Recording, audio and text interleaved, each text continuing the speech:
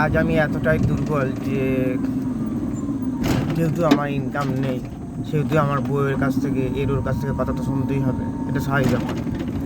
স্বামীর আসল জিনিস হচ্ছে গিয়ে টাকা, অর্থাৎ যে আমার মেয়ের আসল সম্পদ হচ্ছে গিয়ে স্বামী, আর স্বামীর আসল সম্পদ হচ্ছে গিয়ে টাকা।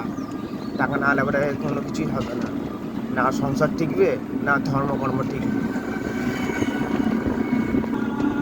যতই বাবার থাকুক না কেন, বাবার ব্যাংক ব্যালেন্স আছে, কিন্তু তারপরেও আমি নিজে কী করছি, আমার নিজস্ব কী প্রতিভা আছে, আমার নিজস্ব কী ইনকাম আছে, আমার নিজস্ব কী টাকা, কিছুই যে আমার মধ্যে নেই।